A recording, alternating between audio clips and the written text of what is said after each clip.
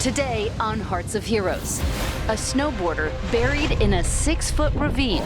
It was complete darkness, no light whatsoever. And the bone-chilling rescue captured on camera.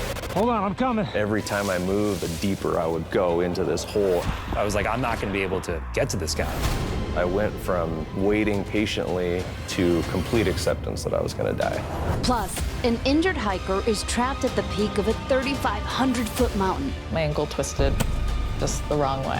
When I heard the scream, I knew something wasn't right. The terrain was the most difficult I've encountered. For these heroes, no summit is too high when it comes to saving lives.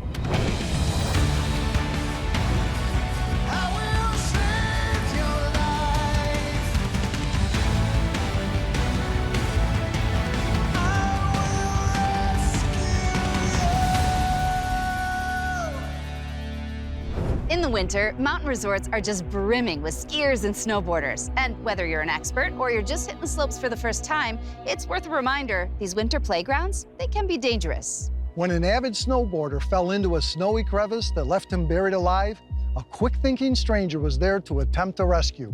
And incredibly, it was all caught on tape. 10,000 feet above Bellingham, Washington, towers Mount Baker.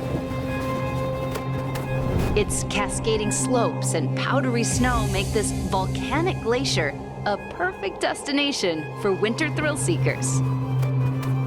Snow in the mountains has always been a part of my life in the winter. Ian Steger grew up on this mountain. My dad brought me up here to Mount Baker before I could walk. Good boy. As soon as I could actually walk, he threw me on skis, and then snowboarding became super popular, and I was stuck to snowboarding the rest of the time. Skier Francis Zuber is a recent transplant from the East Coast. Like Ian, he found a place of zen on Mount Baker. There's something really euphoric about those perfect days where you get like 3 feet of fresh snow and you're just floating and making effortless turns. There's nothing else like it. But with heavy snow, these trails can hide something less tranquil and much more dangerous. A phenomenon known as tree weld. What happens, especially around evergreen trees, is that the branches are like this, and as the snow falls, the branches actually form a shield from snow getting in and around the trunk area of the tree, and a void can form.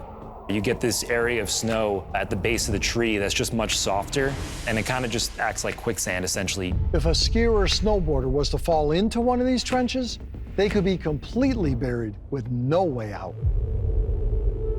In March of 2023, Ian joined some friends on the mountain for a day of snowboarding.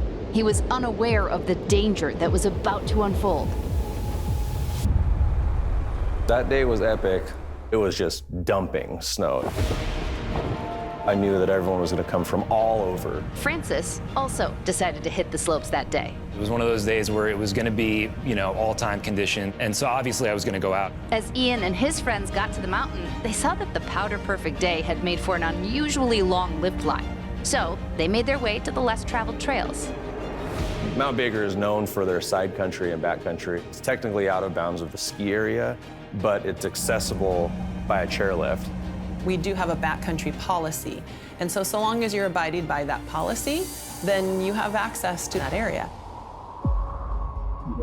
That policy includes not being alone, having some knowledge of the terrain, and carrying gear that includes a shovel, avalanche transceiver, and an optional radio. All that is in a backpack that you're carrying with you. Equipped with the proper gear and backcountry knowledge, Ian and his friends took the chairlift up and went out of bounds. It was just this epic run, deep, massive turns and snow blowing over your face. It's literally what every snowboarder wants to ride. It's what they search for.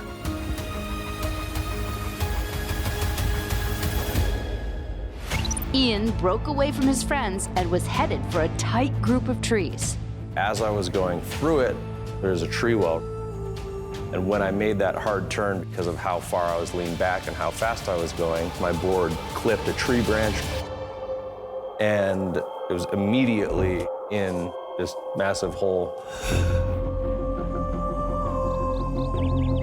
Ian was buried alive, upside down in the snow, but his experience told him not to panic. The first thought is I've been in this situation before, just get myself to the surface and everything will be fine. And then if I can't, at least I can radio my friends and they'll be able to dig me out. But Ian was unable to access his radio. It didn't take very long before I realized I couldn't move my arms. Coming up, Every time I moved, the deeper I would go into this hole. I went from waiting patiently to complete acceptance that I was gonna die. plus an injured hiker and her friends are trapped thousands of feet on a mountaintop. I was like, oh no, I did something wrong here. We knew that we definitely would not make it down the mountain. But first, a tip to keep you safe in the wilderness. There's nothing more relaxing than venturing into the great outdoors. But it's important to remember there may be hidden dangers lurking. If you find yourself in an emergency situation, having a personal locator beacon similar to this one can make all the difference. These devices are satellite synced and can send out a distress signal to rescuers nearest you. Being prepared and investing in this small device may provide a beacon of hope and, quite simply, save your life.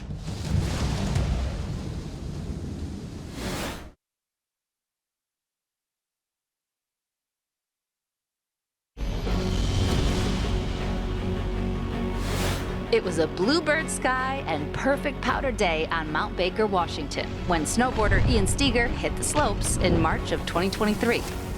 But in a split second, he made a sharp turn, fell backward, and ended up buried head first into a tree well. Ian was unable to move. Once I realized that there was no way that I was able to get to the surface and that I was deeper than I thought, I told myself just to wait. And my friends would most likely see the base of my board and they would come dig me out. But his hands were wedged in the snow, so he couldn't reach his radio to tell his friends that he was in a deadly situation. The fear kicked in when, after a short period of time, they didn't come. It wasn't until I heard them on the radio asking where I was that I started to panic, because I knew then that they were below me, and they were probably well below me. Ian was running the risk of losing air to breathe, so using small constricted hand motions, he began to clear a small air pocket in front of his mouth. The next thing I'm thinking is I have to figure out how to free myself, so I just started trying to wiggle my board to create more space, try to move my arms, but every time I moved, the deeper I would go into this hole and the tighter that it would be. Ian's oxygen was running thin. I think you have 15 to 25 minutes depending on the snow quality. So, and I'm guessing I was down there about 7. The only thing I was trying to focus on was my breathing and slowing my breath down, just to do anything to kind of not think about the situation that I was in and how helpless I was. I went from waiting patiently to be rescued to complete acceptance that I was gonna die.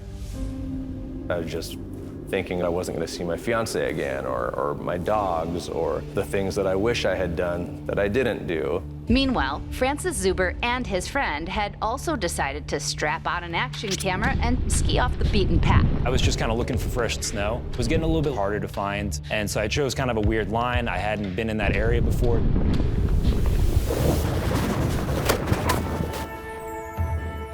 Francis was well trained in backcountry skiing. In fact, he had taken numerous classes on survival and rescue techniques.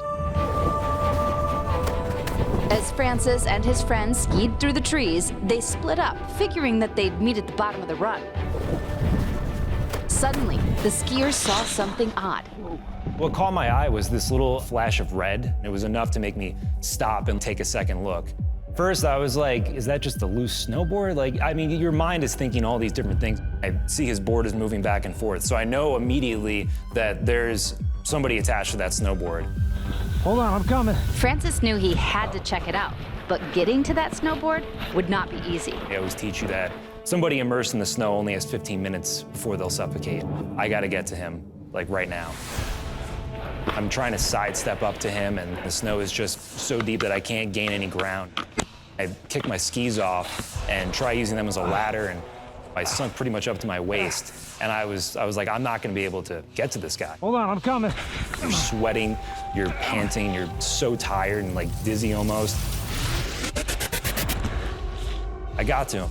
I realized he's pretty much just upside down. Hey, you all right? Can you hear me? I thought I was imagining it, but I knew that it was a person that was grabbing onto my board. I just continued digging and digging and digging. Hey.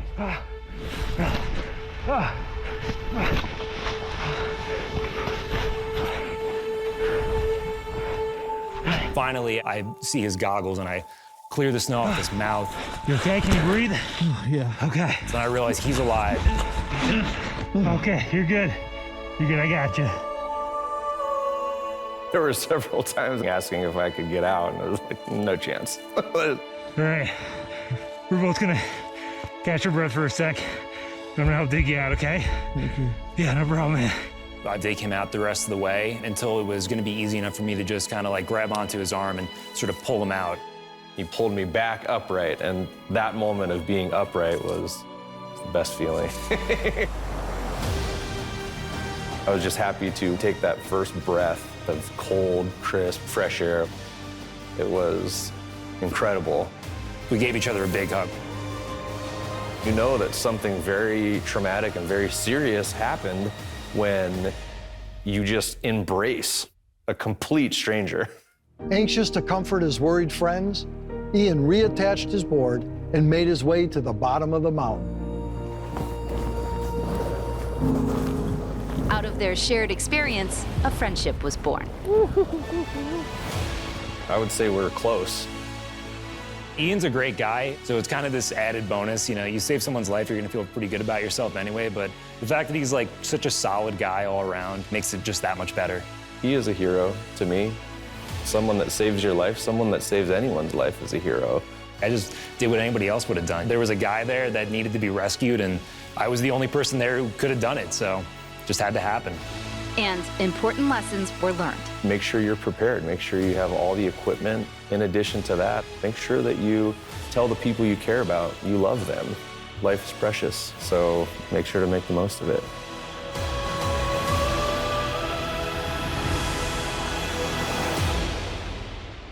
Coming up, an injured hiker and her friends are trapped thousands of feet on a mountaintop. I was like, oh no, I did something wrong here.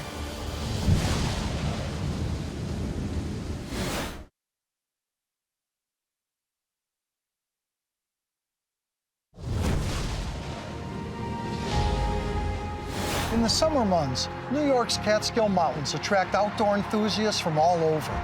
But navigating these rustic trails can often pose unexpected dangers. And when a group of hikers set out for a daytime trek on Wittenberg Mountain, they had no idea that it would turn into an hours-long ordeal, ending in a precarious rescue. The rolling hills of the Catskill Mountains stretch for more than 100 miles across southeastern New York State. The Catskill Mountains is the second largest forest in New York State. And it's a mecca for hikers to come and bag those peaks and whatnot and, get the nice vistas. Brooklyn native Kristen Watson has been hiking these trails since she was a teenager. It's a beautiful area that has a lot of nature, a lot of hikes, and that's what people crave when you're living in a concrete jungle. In August of 2023, Kristen, a passionate hiker, invited her friend Kayla Trammell, who was new to hiking, to join her and a group of friends on an excursion in the Catskills. We said yes to the hiking trip because I'm a yes woman. I am down for most things. And I thought it would be a great community building situation.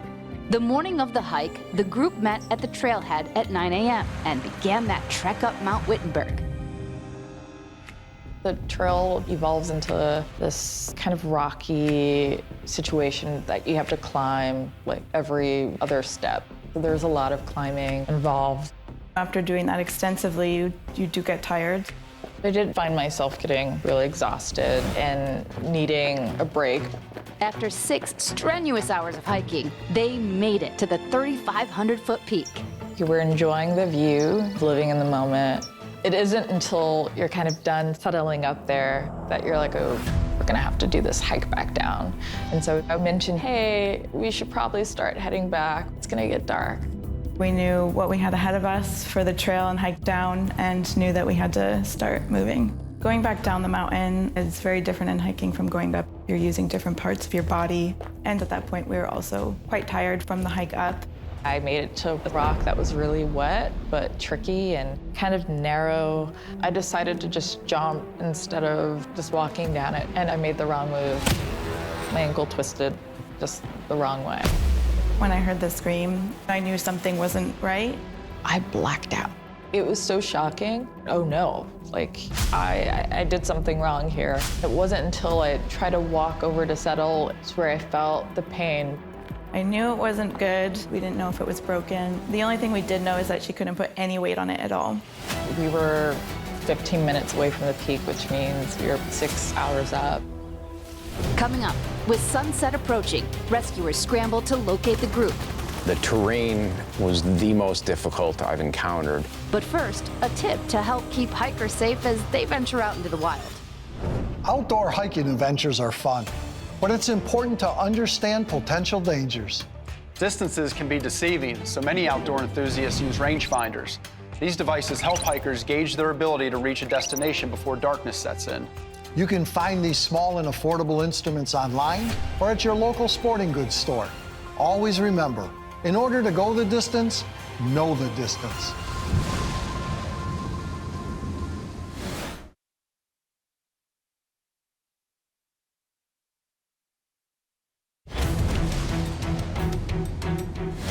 Kayla Trammell and her friends hiked 6 hours up a mountain trail. We were enjoying the view, living in the moment, but it's gonna get dark. On their way down, Kayla twisted her ankle and was unable to walk. It was getting dark and it was getting cold, and we knew that we definitely would not make it down the mountain before it got dark.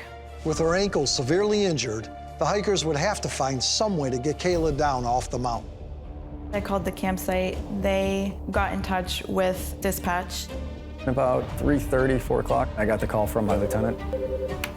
He informed me of the situation that was developing. We ultimately determined that the hoist rescue was the most appropriate course of action. We have a cooperating agreement with the New York State Police and their aviation unit, so anytime there is a hoist rescue, the New York State Police will be involved. We received a call from the forest rangers. They were looking to use a helicopter to extricate the person from the mountainside.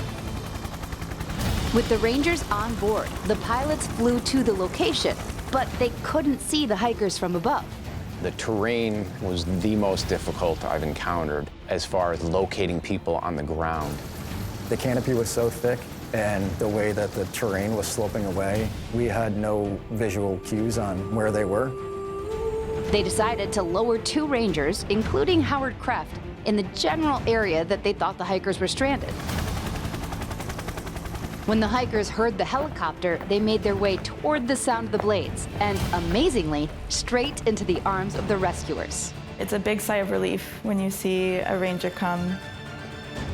Ranger Kreft immediately put Kayla into a harness, and the reality of the situation set in. I finally got lifted off the ground. I just had to close my eyes to not look at what was happening. Once I got her to the door of the helicopter, I was able to boom Kayla into the helicopter. But with darkness falling, there was no time to airlift those that were still on the ground. They had to hike out the 3 miles in the dark, led only by flashlights. There was huge relief when we got to the bottom of the trail. We're like, okay, it's done, it's over. After 3 difficult months, Kayla made a full recovery. She and Kristen are thankful for the pilots and rangers who risked their own safety to protect theirs.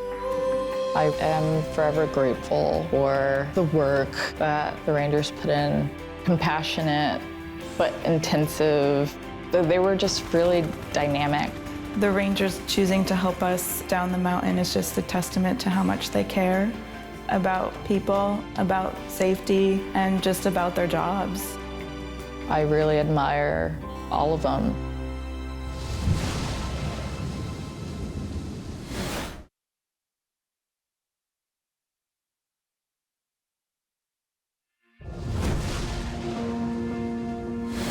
Whether it's winter skiing or summertime hiking, the mountains are a great retreat for outdoor activities. But make sure you're prepared with the right equipment, watch that weather forecast closely, be smart, and stay ready. On that note, please stay safe. And join us next time on Hearts of Heroes.